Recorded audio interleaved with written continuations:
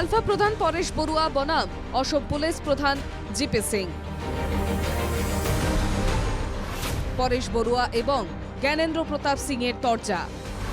DGP সিংকে challenge করে অসমে ধারাবাহিক বিস্ফোরণ আলফার।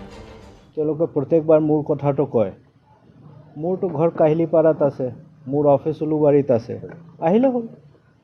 মই আৰু ক'ত কোনদিনা কৈছোঁ যে মই মানে ভয় কৰিছোঁ নে চিন্তা কৰিছোঁ। যদি তেওঁলোকৰ কষ্ট যিখিনি আছে মোৰলৈহে আছে, তে মোক টাৰ্গেট কৰিলে হ'ল। 22 নভেম্বর তিনসুকিয়ার ডিরাকে সেনা ক্যাম্পের সামনে প্রথম বিস্ফোরণ। 9 ডিসেম্বর শিবসাগরে সিআরপিএফ ক্যাম্পের সামনে দ্বিতীয় বিস্ফোরণ। 14 ডিসেম্বর জোরহাট সেনা শিবিরের সামনে তৃতীয় বিস্ফোরণ। 14 ডিসেম্বর রাতে টিওকে গুলি চালনা।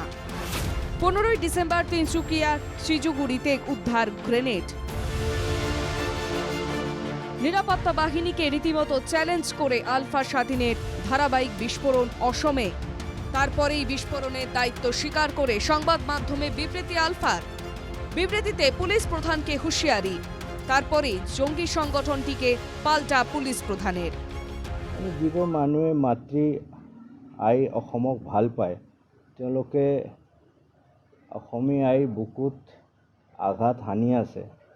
এইটো মই ধৰিব পৰা নাই। মইতো এই বিষয়ে বিশেষ ক'ব খোজা নাই, কিন্তু যিয়ে কৰিছে এইটো আইডেন্টিফাই কৰা হ'ব। ধারাবাহিক বিস্ফোরণের আতঙ্ক জনমনে। তার মধ্যেই পুলিশ প্রধান এবং আলফা প্রধানের বাকযুদ্ধ। জল কোন দিকে গড়ায় সেদিকেই চোখ সবার। Bureau report, NKTV Bangla.